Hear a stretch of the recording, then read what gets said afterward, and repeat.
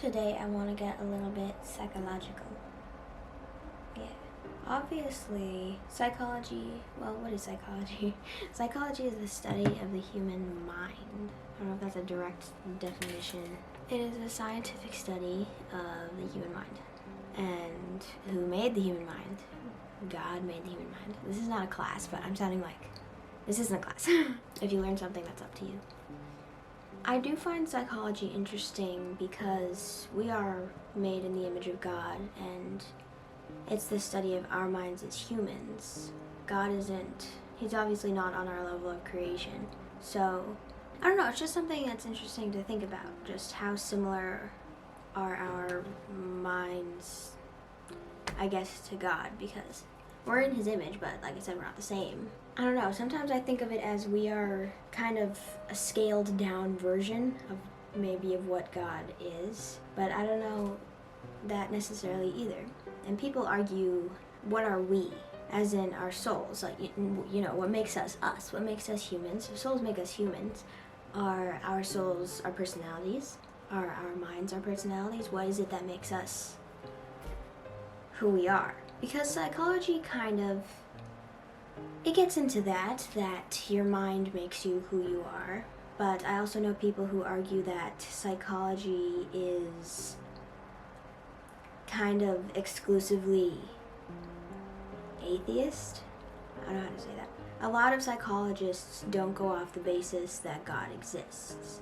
They do not base their findings on the fact that we were created by a creator.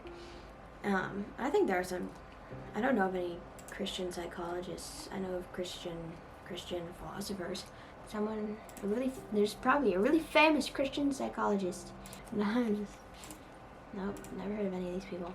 I don't know of any Christian psychologists that have impacted psychology greatly. When I took psychology, I learned about the basic, philosophers, psychologists, Sigmund Freud.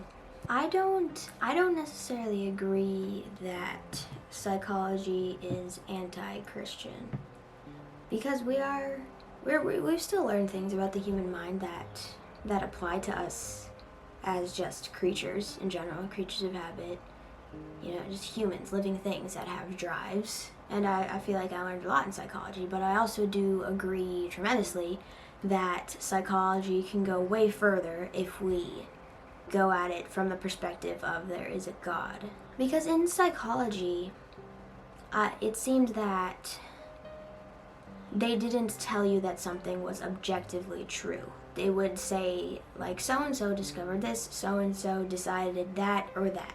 It's telling you what all the psychologists and philosophers found based on what they thought to be true. It doesn't really say a lot of these things as an irrefutable fact of humans themselves, like if I were to discover something about humans, I would say, hey, I think this makes sense based on this, and that. It's kind of like that. It pretty much, it leaves it up to you. It leaves it up for slight debate. And I think it's interesting because most people are going to think differently. Most people are going to act differently. And so there is no objective fact about human behavior, at least most of the time for most cases. So that's what I think when you can only go so far. But if you put God into it somewhere, hopefully at the beginning, then it's a lot easier to come to certain conclusions that we still haven't in psychology, because we're not thinking about our nature. In psychology, they'll use that term, nature, like there's a whole segment on nature versus nurture, but what is nature? Where does our nature come from? It doesn't go into that because it's science. Science likes to believe we came from nothing. So if you're going to base something off of the fact that we didn't come from anything, then there's no reason for anything that we do, and psychology is null.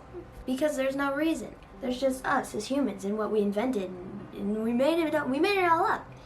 If there's no God. So, psychology is flawed in that way, where if you don't base it off God, then it's not based on anything. And anything goes, because it's all just coming from our minds, which apparently came from nowhere. But one of my favorite parts of the courses that I took, I learned about something called, I don't remember what it's called specifically, but I just called it the different levels of moral reasoning. That might be just what it is. But there are according to psychology, there are 3 levels of moral reasoning. It's just pre-conventional reasoning, conventional reasoning, and post-conventional reasoning. And you could probably put that together yourself. Essentially, starting at the top, pre-conventional reasoning. Pre-conventional reasoning is more self-serving. It's just you do something for the sake of self-preservation. I'm pretty sure. I think that's the best way I can explain it. Conventional reasoning is you do something because societally it is the correct thing to do.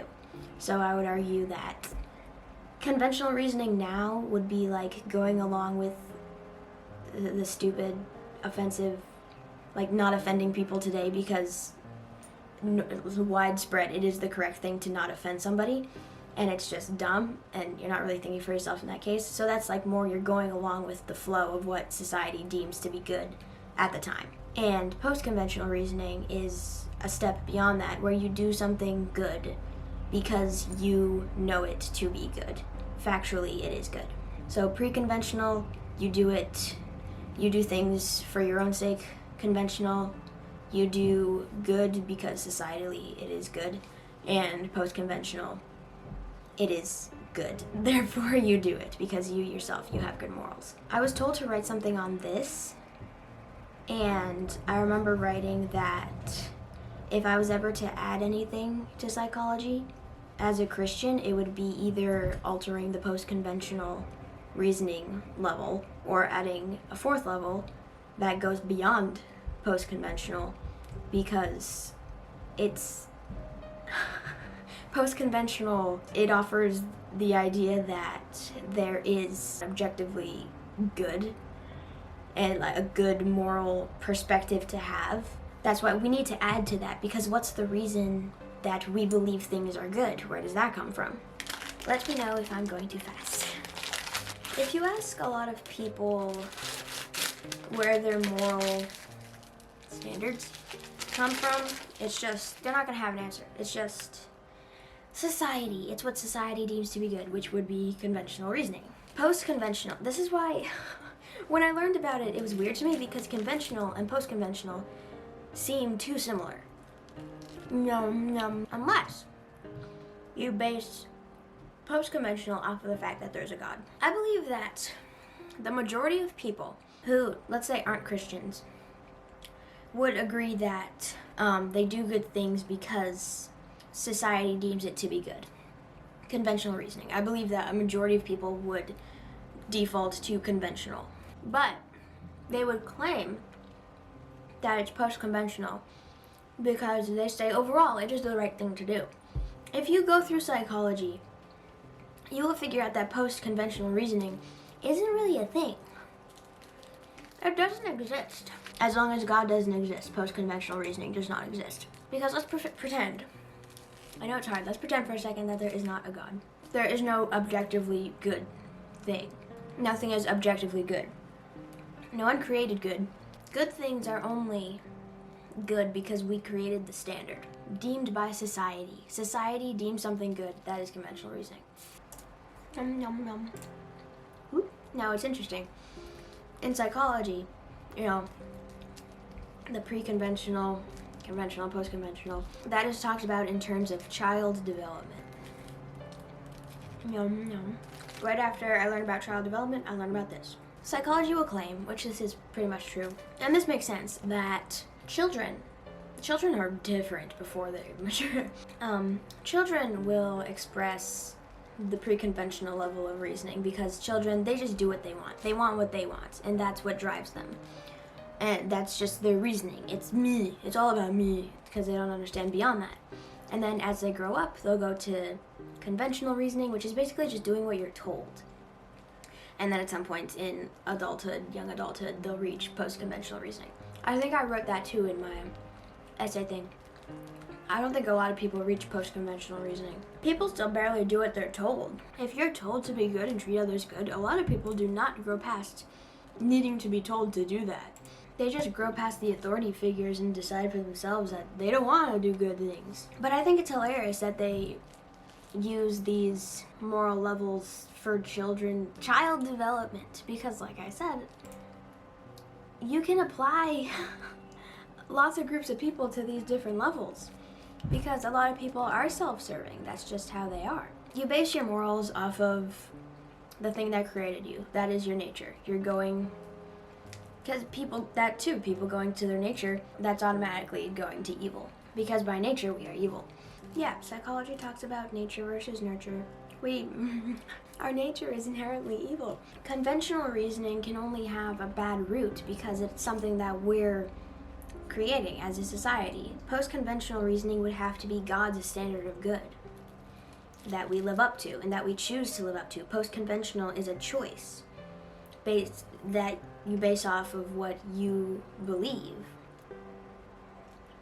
And I guess they're all a choice. But this is like, without God, you can't go deeper than conventional. So if anyone, hi.